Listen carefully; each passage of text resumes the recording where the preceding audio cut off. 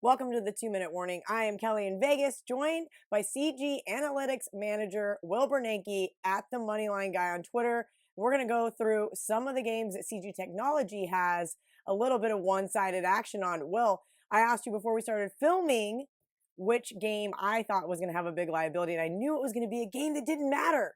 So tell me which game you guys have at CG has the biggest liability this morning. Yeah, Kelly, always expect the unexpected when it comes to weeks, 16, 17. So again, we're seeing that this morning, unexpected.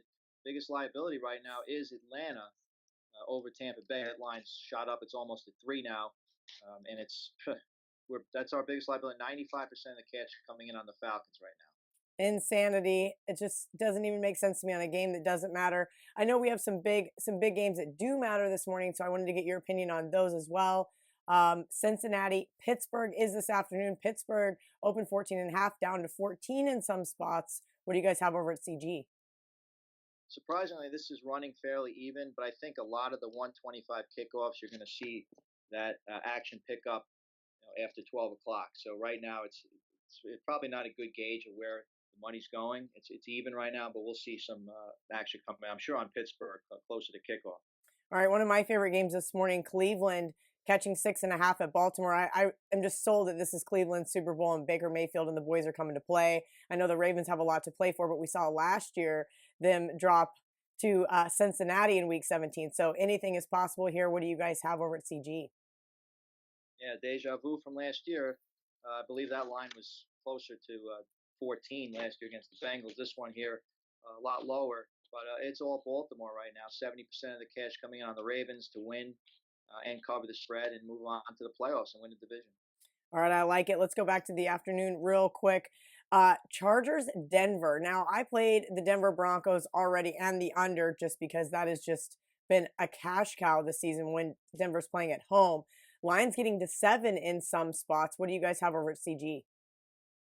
Yeah, lower volume here, Kelly. But 70% of the cash is on the Chargers because they still have something to play for. They could still win the division if the Chiefs are losing and they play at the same time. So bettors are certainly going off what they saw with Denver on Monday night and betting against Denver here.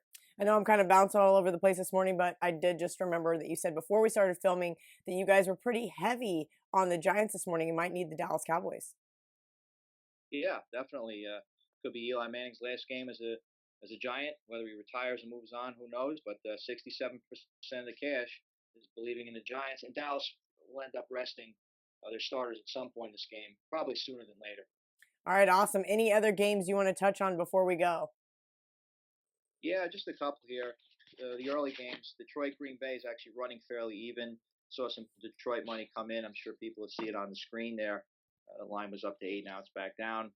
New England and the Jets at New England. 75% of the cash is coming in on the Patriots to win and keep their home field advantage hopes alive.